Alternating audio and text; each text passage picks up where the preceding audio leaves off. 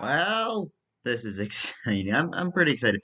I got this video notification, and I had the tweet. Well, first I had the tweet, and now there's the video on YouTube. I guess I just got to do it. My man, my favorite critic of all time, Chris Stuckmann, is finally getting into the directing gig, which I could not be all the more happier. I mean, he is easily my favorite critic on YouTube, and a pretty good filmmaker at best.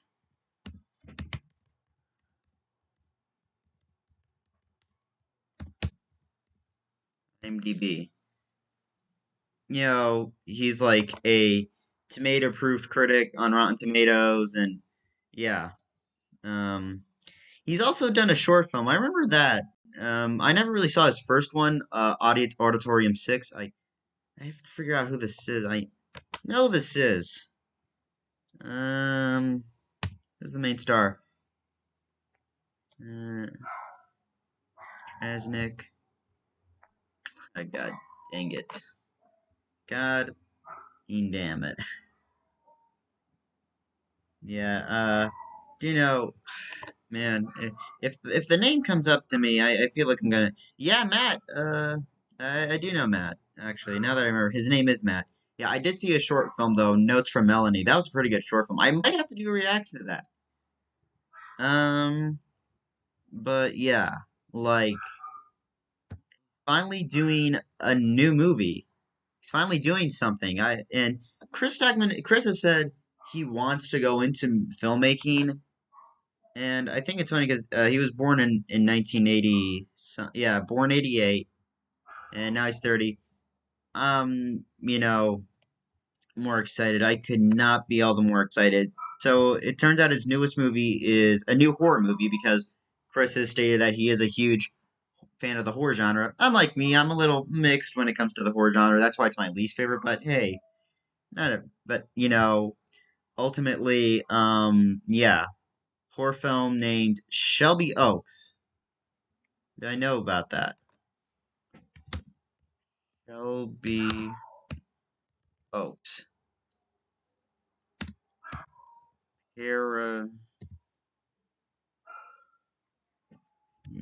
Paranormal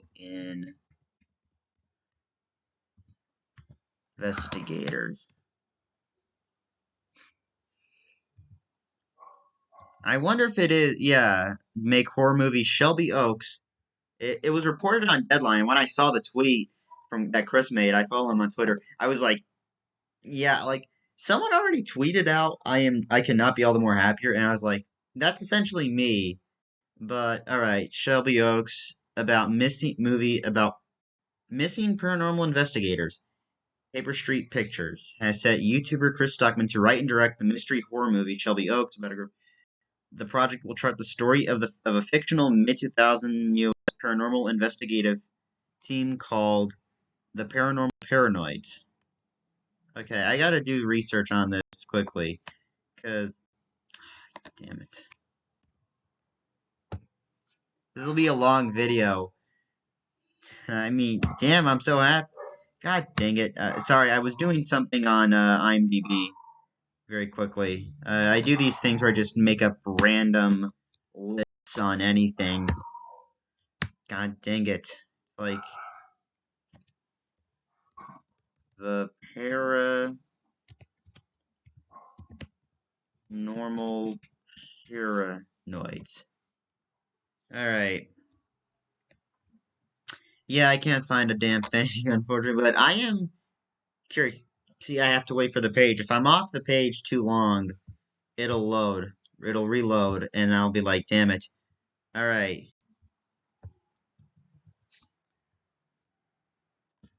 I hate to hear when, like, the pages just stop. Alright, multiple found footage videos surfaced online in recent months that prompted horror and alternate reality game fans to speculate about the veracity of the case of the whereabouts of the investigators. One video was uploaded last week appeared to show the abduction. Damn it. You know, no, group known as Riley, genre, Paper Street, have leaped on the fan following for the online fiction and said Stuckmann, who has close to 2 million subscribers. Yeah, 2 million, close to 2 million, only 7 million more, and Chris can finally reach 2 million to steer the project creatively in his feature debut. The short filmmaker and critic recently signed with Gotham Group and has multiple horror scripts in the works, which is great because Chris, I think, has stated that he's been studying a lot. And I think, given what he's done over the years with film criticism, I feel like that can help. I think he's learned enough to where I think he's now comfortable with doing it. Let's see. The film will be produced by, all right, Paper Street Media. Will be produced by Aaron Kuntz, Cameron Burns, and Ashley Schneid, which released The Pale Door and Scare Package last year, and are in post on multiple genre features, including the Alicia Silverstone thriller The Requiem and Lucky McKee's Old Man with Stephen Lang. Stuckmann will also produce. Sean Damont and Paul Holbrook will serve as executive producers. I've been looking. All right, yeah, and when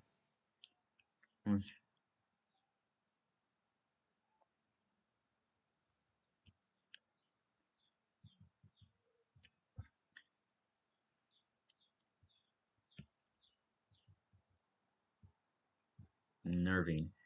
I mean, I'm already excited.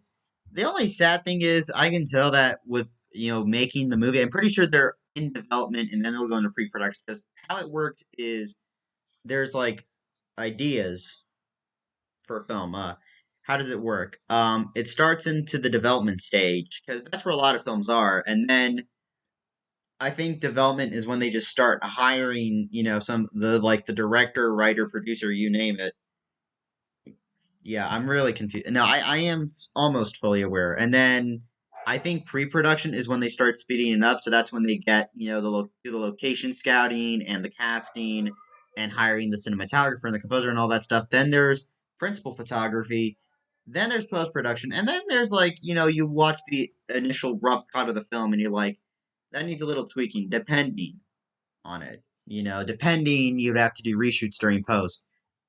I'm almost fully aware, like 60% aware. I've never made a film, so I don't know what the hell it's like. So I wish I could though. If I worked as like a focus puller, that could be interesting. I think I should do that one day. I do know. I feel like Chris might not might not be doing movie reviews on YouTube for long, as he might focus more. But I'm okay with this. I'm glad that Chris is finally finding success, and that helped me. If this movie does come out one day, I really wish I could go to if this premieres at a film festival, I'd be like, I'm getting my plane ticket immediately, bitch. Oh my god, I'm excited. Let's watch this.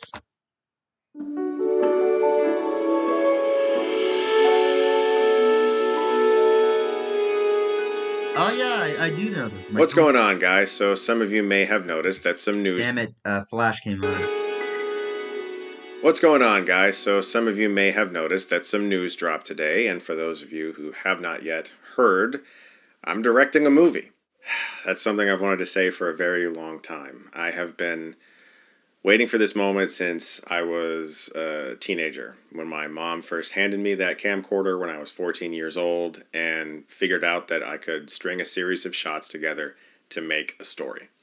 I have been hustling and writing and writing and writing for the past few years and really, really trying to make that dream a reality. And so I'm very happy to be able to officially say that I'm directing a film called Shelby Oaks.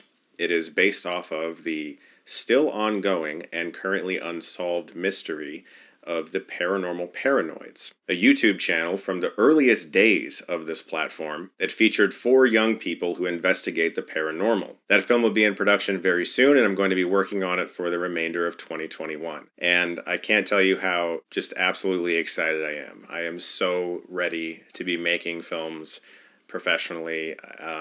Me I too. think that the majority of people who watch my channel know how much this means to me, especially after the video I made this January. You guys know just how much I've wanted this to happen for a very long time. And so I'm just excited to be able to share it with you. I think the January video. I'm thinking it is experience as a Jehovah's Witness. Okay, I'm a devout evangelist, but as you all know, I don't like to drag my religion in.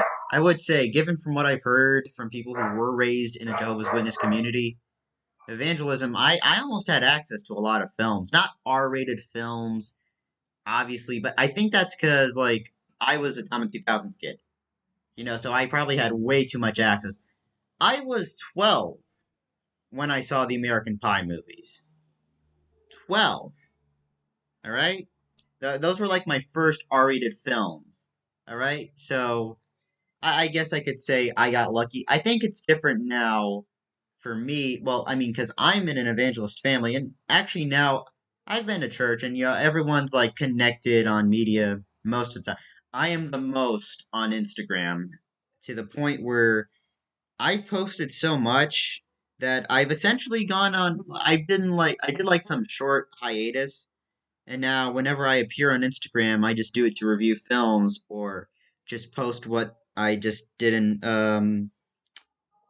post what I put in, what I just tweeted out. I've got like over 850 posts. I'm not telling you guys to follow me. I'm saying if you follow me if you want to. I'm not like saying follow me, follow me. I'm not trying to do that. All right. I'm fine if people don't follow me or not.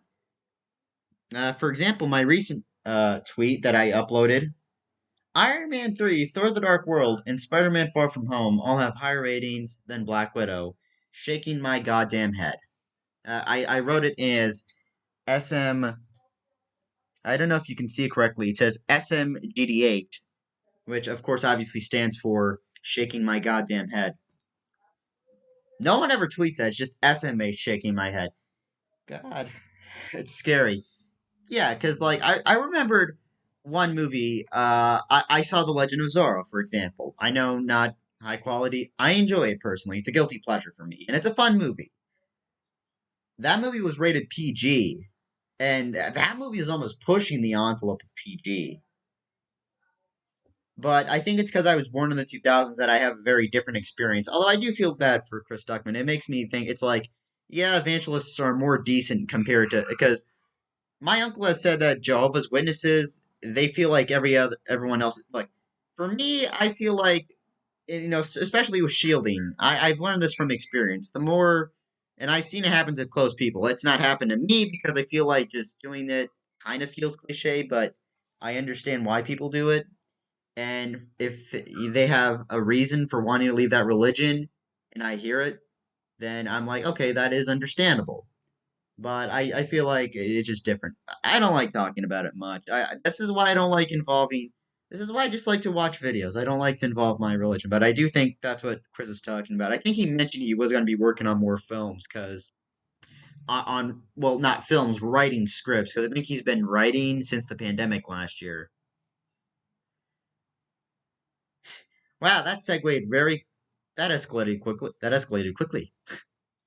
God. All right. um, and get to work on it. So I can't really talk details about the film. That's okay, man. It's fine. I'm fine not knowing anything. I'll wait until the first trailer, then I'll do it. But I can tell you a little bit about how it came to be. So I went to Fantastic Fest in Mm. 2019, and I saw a Oh my god, this is just awesome. Like Chris's picture on this ID badge for Fantastic Fest. I remember Chris reviewing the small Indiana Jones movies that he made with his friends. That was pretty funny because yeah, and I thought to myself, wow, those Indiana Jones movies are far better than Crystal Skull.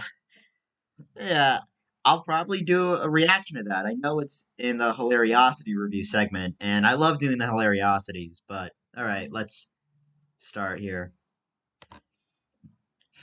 That's awesome, right there, Chris. lot of really fun movies Like my respect for you is like quadrupled. there. You guys know that. Dolomite is my name, and all kinds of great stuff.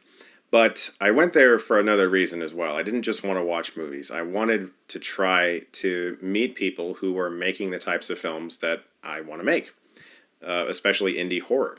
And, I made it a goal I feel like if I do want to become a director, no, I'm leaving it at the end because I don't want to steal Chris's thunder. to try to meet as many people as possible. And I went there with a filmmaker buddy of mine, Josh Lobo. I gotta say, he really helped me a lot. He introduced me to a lot of his friends, and I eventually met Aaron B. Kuntz, who is the CEO and founder of Paper Street Pictures.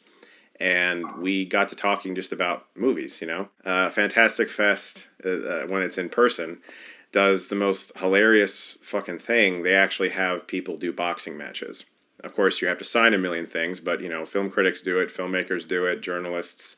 And I'm here watching these two people kick the shit out of each other. And Josh introduces me to Aaron B. Kuntz, and we just start talking about film. And lo and behold, we have really similar tastes. But eventually, Aaron did ask me if I was working on anything, and that was after a long time of just talking about Hold films on, that he had seen. I have something I got to do very quickly here. My apologies. It was my uncle. He came. I had to do something very quick.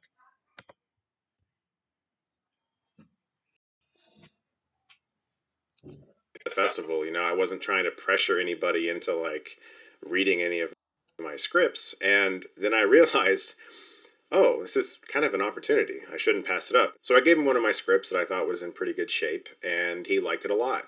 But for whatever reason, we just didn't work on it. We kind of just stayed in contact. A lot of times people read stuff and it's like, oh, yeah, this is cool, but maybe it's not great for our slate Hold on a sec. Again.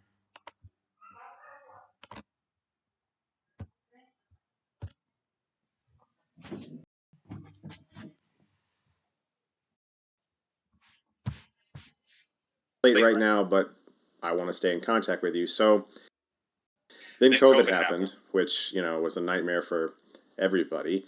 And we continued to talk about things, and we always kind of wanted to work on something if possible. And I was just hoping that at some point the right domino would topple and we could do something and I could just really get going.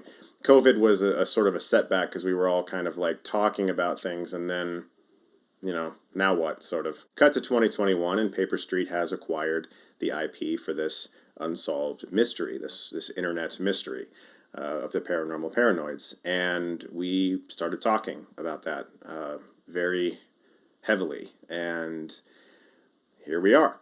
And I am just absolutely ecstatic because this is the kind of thing that is right up my alley. I think I've told you guys about this in the past, but when I was a kid, I used to be like that nerdy kid who would go to the library and look at the old microfiche or whatever it's called newspapers and find like the Roswell, New Mexico newspapers from 1947 when people were all freaking the fuck out about UFOs, and I would like research all of that kind of stuff. Paranormal stuff has always been extremely interesting to me.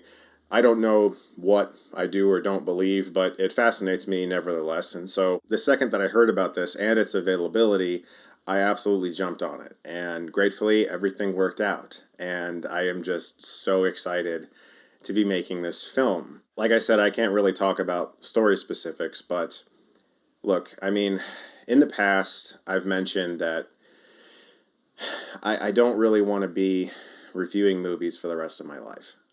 Um, I kind of have become a little disenchanted with it, and I started to feel that a lot over the past few years, that I was getting really tired of critiquing other people's films instead of making my own. I don't feel joy doing it anymore. And I'm being as completely honest and transparent with you as I can. Does that mean that my channel's going to go away? Does that mean that I'm going to stop making videos? Nope.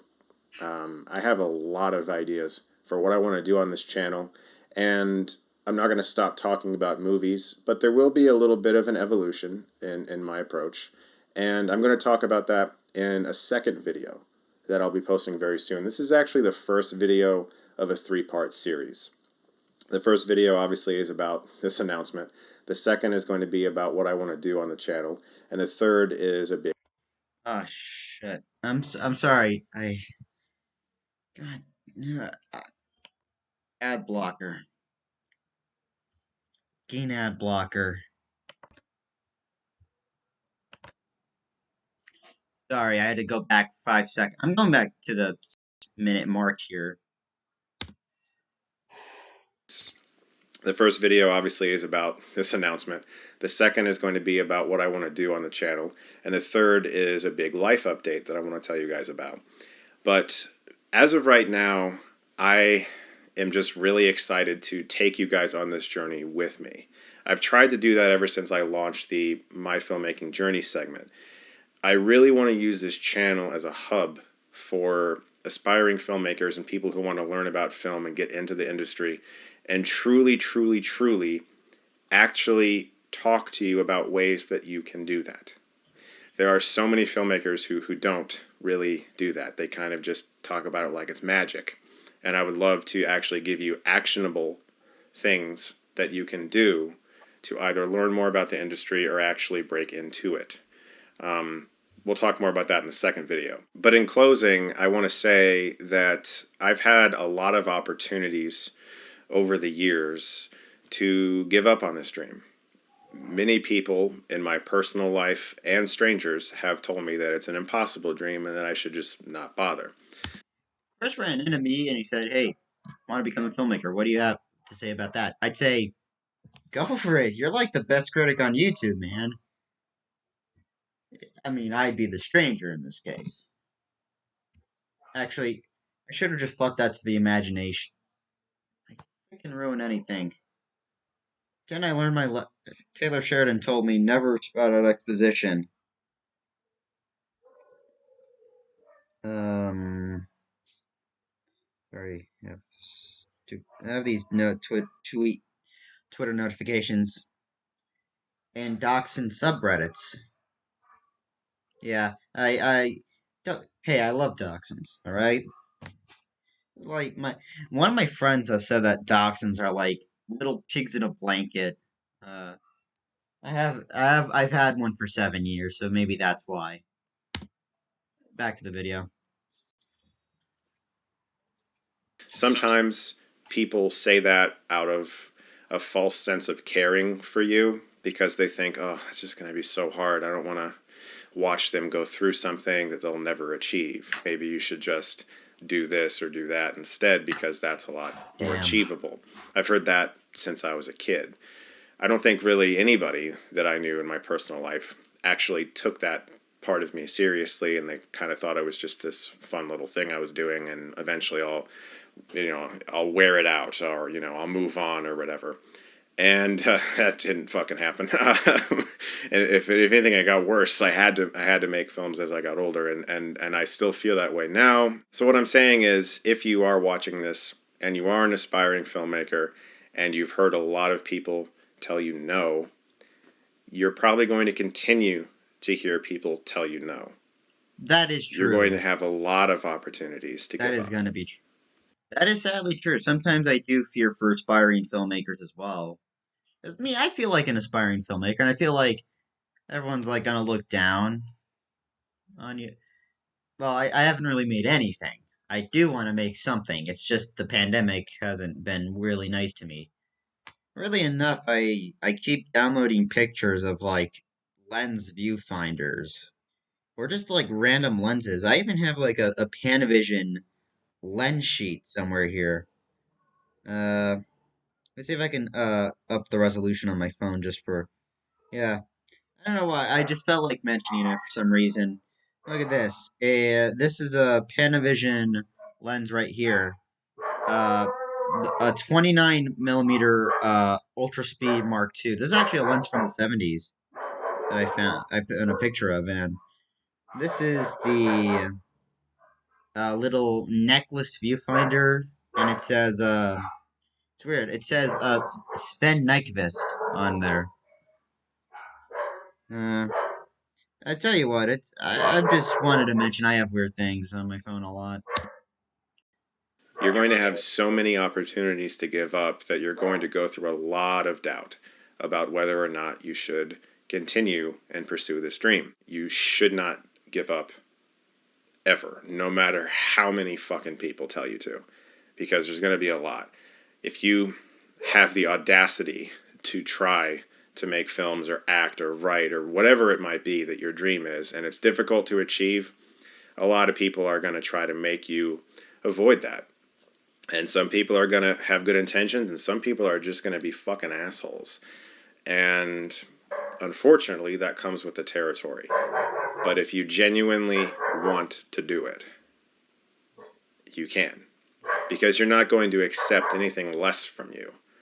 You know, you're just going to keep pushing yourself until you feel like you've gotten to a place that's Comfortable. okay. And I say that because all artists have major imposter syndrome. Anytime I ever write anything, I always think it's bad until like at least 20 other people who I trust tell me it's okay. And then I'm like, oh, I guess it's all right then. Because, you know, you never really fully feel like you did the best you could. I was recently watching a commentary with David Fincher on The Girl with the Dragon Tattoo, and he said that when the film ended, when he was done making the movie, he felt like he could finally make the movie. That's David Fincher, you know? One of the most respected fucking directors ever deals with that. And so, not to get like, you know, super fucking inspiring or whatever, but like, just don't give up, man. You know, if you really want to do this, you can. It's going to take a lot of work and a lot of time. Take it from me. But you can. So I cannot wait to work on this film and to share it with you eventually. I'm so excited for all of your support, so thankful for that support that you've given me over the years. Truly means the world to me that you guys have watched and supported my goals and understood, and I hope that you continue to do those things. Thank you so much, as always. Again, this is the first in a three-part series, so my next video will be more about the future of the channel, what I want to do, some things I'm not going to be doing anymore. And the third one's more of a life update, some cool stuff that's going on that I would like to talk to you guys about. Thank you so much, as always, for watching. Keep writing and keep filming. Wow. Yeah. Now it's been a while since I've seen Chris end his videos, not end his videos with a. Oh shit! Hold on a second. All right. Yeah. I did not. It's been a while. I think a really, really long while since I've seen Chris not end his videos with a get Stuckmanized. I think the first time I ever saw him not do that, it was when Robin Williams had just passed away. Rest in peace, man. Rest in peace, Robin Williams. I miss that. Robin Williams is like one of my childhood icons, honestly. And, Chris was really sad with the fact, as everyone was, myself included. And he's like, he did not end it with a get Stuckmanized. He just talked about the impact that Robin Williams left. And, yeah. So, Chris mentioned that he's been. I think he's going through a bit of. I think that's the thing he mentioned is the fatigue, the review fatigue, I think. It's known as fatigue. It's like when you start to get tired of it, maybe. And I understand. I feel like that sometimes. I mean, there's some. I dream to be a filmmaker, like a writer, director, get to do my own things. I just want to leer more into the indie drama. So kind of like I have several ideas. Some I'm not going to share with you all. All of them I'm never going to share. And yeah, and maybe some big ideas. Or no, really big. Just like laughable pipe dreams in the back of my mind. But I can see where he's coming from. I mean, I'm no aspiring filmmaker, honestly, but I've always felt like I just really need a job, and maybe I'll just do reviewing movies as just like little thing. Then, but like you really see the journey that Chris has gone through like I think since 2010 that he's been reviewing films, or since 2009, since 2000 frickin' 9. Holy shit. About here it is. Yeah, okay. It says joined on January 6th, 2011. But yeah, like 10 years. 10-year anniversary. Holy God. That's just big right there. I'm wondering though if he still has a Patreon. Sort by what was his first video on here? Oh yeah, Stuckmann returns, and then some of these videos I do remember seeing. Last Airbender review, obviously I've seen that. Uh, Video games, I remember that. Uh, oh yeah, the review for Broken Arrow, I remember that too. There's like lots of videos here. Like, look at this. Hold on. Chris, pre Super Soldier Serum, and I just want to do this. Yeah, pre Super Soldier Serum. Chris, post Super Soldier Serum. It's just like wow, from like, and yeah, I wish nothing but the best for the guy. I mean, he deserves all the success. But yeah, I understand. Like I said, it is gonna be sad not to see Chris reviewing another movie, but at the same time, I've come to the point where it's like if someone says that, like if someone said that they were just tired of eating the same thing for like so many months, it's like let's have a new thing. It's like, or no, that's a worse. Point is, there are times where we do the same thing over and over again to the point where we get fatigue, where you get just tired of it, burnout, you name it, and then you just stop doing it. I think now that I think about it, Mark Haynes, Alvin Earthworm is a good example. Back when he was making the original Super Mario Brothers Z original animated Flash series, um, I remember like I think how long was the gap between episodes 7 and 8? SBMZ gap between episode 7 and 8.